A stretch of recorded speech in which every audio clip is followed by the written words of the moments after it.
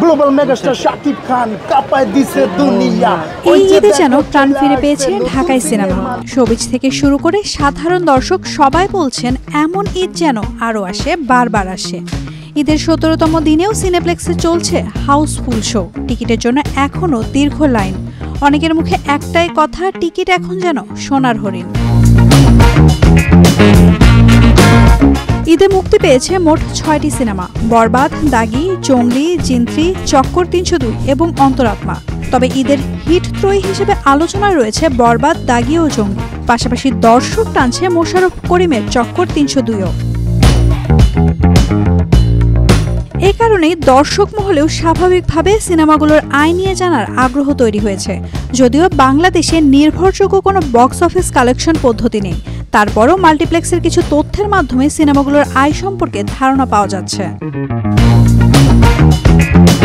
সবার আগ্রহের কেন্দ্রবিন্দুতে শাকিব খানের বরবাদ। মেহেদী হাসান হৃদয়ের পরিচালনায় এই সিনেমা এখনো প্রতিদিন হাউসফুল চলছে। IMDbতেও ছবিটি পেয়েছে 7.4 রেটিং। প্রযোজক শাহরিন আক্তার জানান, প্রথম 7 দিনে বরবাদের গ্রস কালেকশন ছিল 27.5 কোটি টাকা। পরবর্তী 4 দিনে আরও 10 কোটির বেশি। সব মিলিয়ে বরবাদের আয় দাঁড়িয়েছে 37 কোটি টাকারও বেশি। মাল্টিপ্লেক্স ও সিঙ্গেল স্ক্রিনে শোয়ের সংখ্যা না কমলে এই সপ্তাহেই বরবাদের আয় ছাড়িয়ে যেতে পারে 50 কোটি টাকা। আলোচনায় থাকা আরেক সিনেমা আফরান নিশোর দাগি মুক্তির পর থেকে হাউসফুল যাচ্ছে। সমাজে ফিরে আসা এক কয়েদির গল্প নিয়ে নির্মিত এই ছবিটি দর্শকদের ছুঁয়ে গেছে।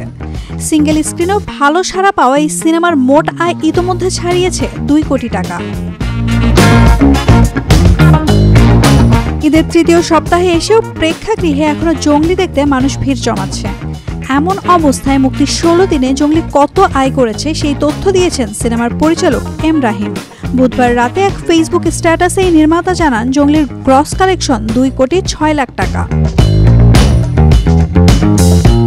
সরকারি অনুদানে নির্মিত হয়েছে অভিনেতা ও নির্মাতা শরাফ আহমেদ জীবনের প্রথম সিনেমা চক্কর ৩০২। যদিও আয় কিছুটা কম, তবুও 5 দিনে সিনেমাটি করেছে 27 লাখ টাকা আয়। তবে 17তম দিনে এসে এই সিনেমাটি কত টাকা আয় করেছে সে বিষয়ে বিস্তর কিছু জানা যায়নি। সিনেমাটিতে মোশাররফ করিমের বিপরীতে অভিনয় করেছেন জাতীয় চলচ্চিত্র পুরস্কার জয়ী অভিনেত্রী রিকিতা নন্দিনী শিমু। দর্শকদের কাছে সিনেমাটি ধীরে ধীরে জায়গা করে নিচ্ছে। হরর প্রেমীদের জন্য এবারে ঈদে ছিল জিন্ত্রি। আব্দুল নূর সজল ও নুসরাত ফারিয়া অভিনীত সিনেমাটি প্রথমে কম শো পেলেও পরে বাড়ানো হয়েছে প্রদর্শনী। ঈদের 5ম দিনে এই সিনেমাটি আয় করেছে 8.5 লাখ টাকা। তবে নির্মাতারা বলছেন দ্বিতীয় সপ্তাহে প্রতিক্রিয়া আরও ভালো। 4 বছর পর মুক্তি পেল শাকিব খানের অন্তরাত্মা, কিন্তু প্রচারের অভাবে তেমন সাড়া ফেলতে পারেনি। স্টার সিনেপ্লেক্স থেকে দ্বিতীয় দিনেই সিনেমাটি নামিয়ে দেওয়া হয় দর্শক সংখ্যা কম থাকায়। বর্তমানে কিছু সিঙ্গেল স্ক্রিনে সিনেমাটি চললেও সাফল্য খুবই সীমিত। সব মিলিয়ে এবারে ঈদে ঢাকাই সিনেমায় ফিরেছে প্রাণ। দর্শকের আগ্রহ, টিকিটের হাহাকার, সামাজিক যোগাযোগ মাধ্যমে আলোচনা, সব মিলিয়ে ঢালিউড পার করেছে সফল এক ঈদ। সিনেপ্রেমীরা চাইছেন এই জোয়ার যেন বজায় থাকে সারা বছর জুড়েই। Naomin Nasrin, daily Sun. For more updates, follow us on Facebook, subscribe our YouTube channel, get the latest update on www.daily-sun.com.